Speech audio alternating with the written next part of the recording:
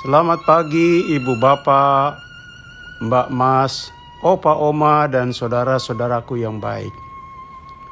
Syukur kepada Allah, cinta kasih-Nya telah menanti kita dan keluarga kita di hari yang baru. Firman Tuhan yang hendak kita renungkan adalah dari Matius 7 ayat 3. Mengapakah engkau melihat selumbar di mata saudaramu, sedangkan balok di dalam matamu tidak engkau ketahui? Saudaraku, salah satu karunia yang memperlengkapi diri kita sebagai manusia adalah kemampuan menilai.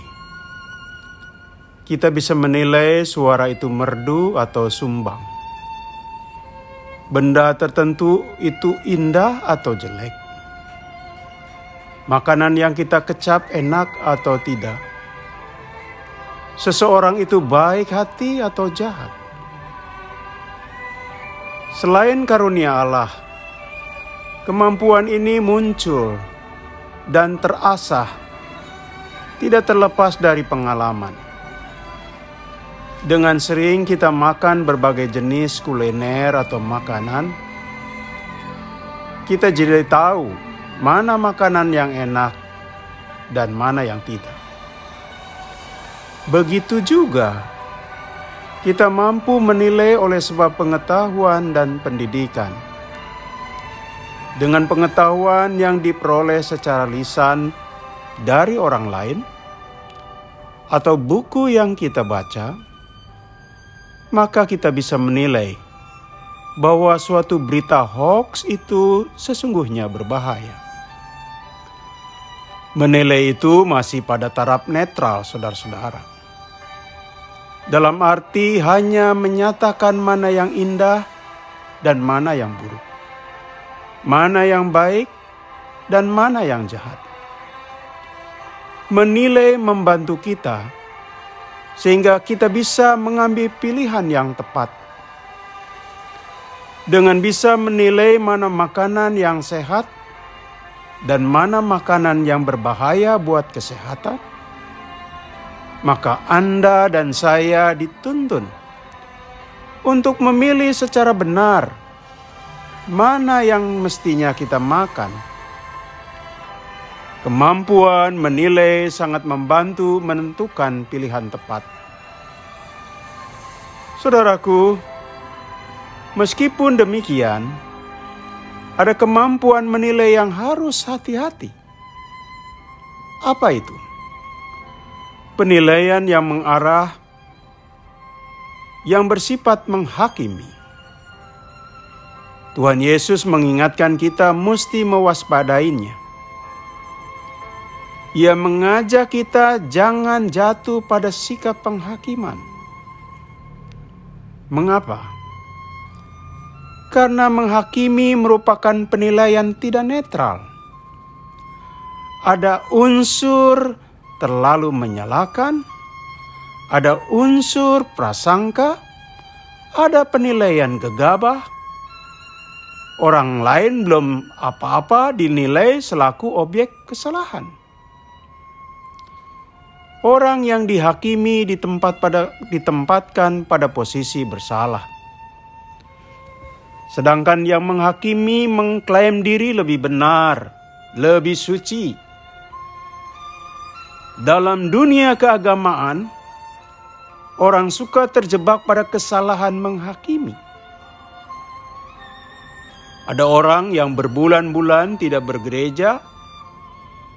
Buat orang yang suka menghakimi, maka spontan ia akan menilai orang tersebut adalah orang tidak setia, malas, tidak cinta Tuhan, kurang taat, tanpa lebih dahulu mengenali penyebab utamanya.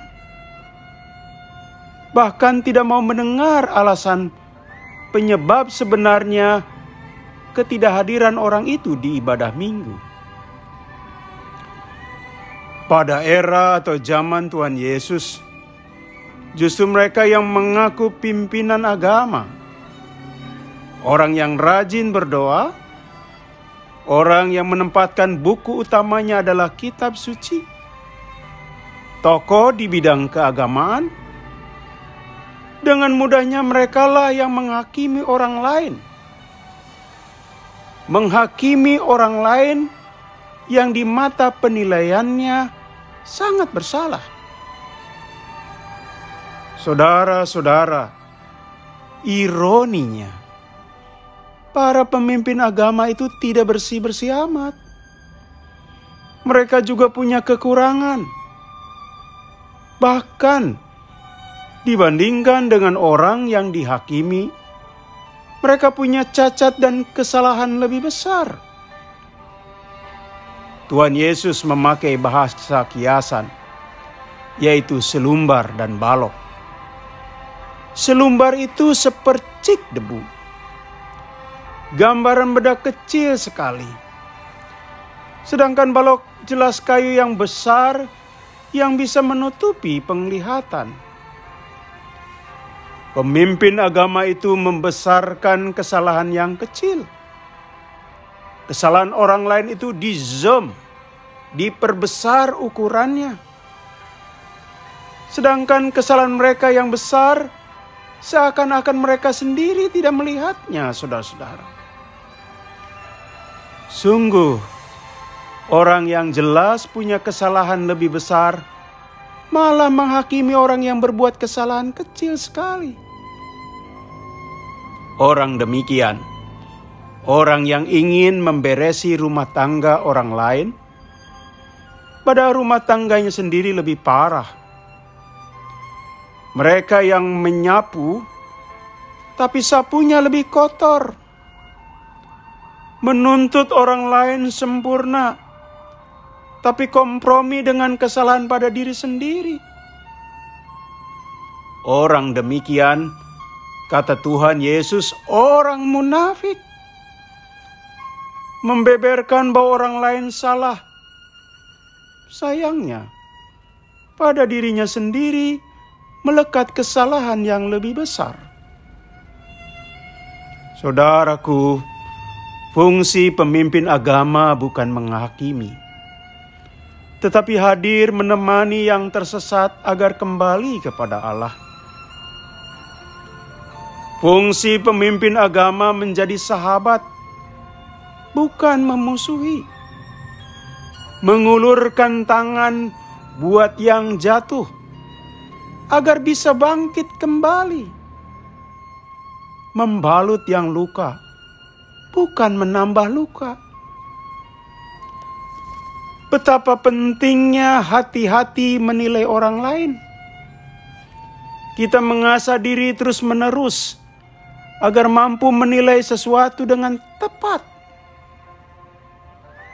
Belakangan ini ada penolakan terhadap berbagai peristiwa, khususnya ketika ada jenazah akan dikebumikan karena meninggal oleh penyakit tertentu.